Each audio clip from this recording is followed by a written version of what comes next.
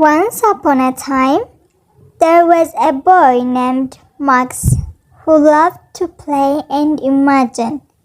One day, he put on his wolf suit and ran around the house, causing chaos. His mom scolded him and sent him to bed without dinner. As Max lay in his room, he imagined sailing away to a far-off land where he could be the king of all the wild things. Suddenly, his room transformed into a forest, and a boat appeared before him. Max climbed aboard and set sail. After many days at sea, Max arrived on an island inhabited by strange creatures. As Max's boat approached the island, he could see strange creatures moving about. They were nothing like he had ever seen before. They were huge, with shaggy fur and long claws. Some had horns on their heads, while others had tails that whipped back and forth. Max felt a shiver run down his spine as he stepped ashore. The creatures gathered around him, sniffing and snorting. Max stood tall, trying to look brave, even though he was scared.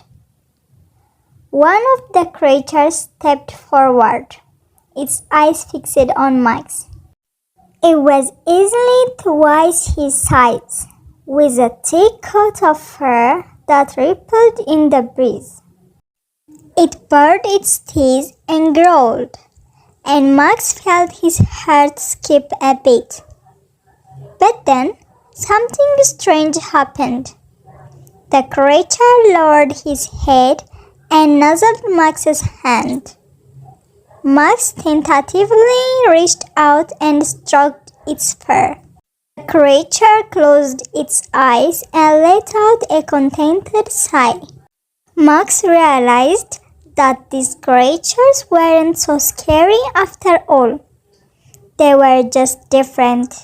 He started exploring this island and playing games with the creatures and learning their ways. The wild things showed him how to climb trees and hunt for food.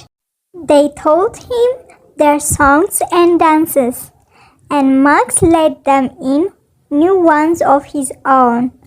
As the days went by, Max grew bolder and more confident. Before long, Max had become the leader of the wild things. They looked up to him and followed his commands. Max felt like he had found a new family, but he also knew that he couldn't stay forever. As much as he loved his new friends, Max missed his home and his mother. He knew it was time to sail back across the sea, but he promised the wild things that he would return someday, and they held their approval as he set sail once more. When Max arrived home, he found his dinner waiting for him. His mother hugged him tight and told him how much she loved him. Max realized that even though he was king of the wild things, there was no place like home. From then on, Max still loved to play and imagine, but he also learned to appreciate the love and comfort of his home.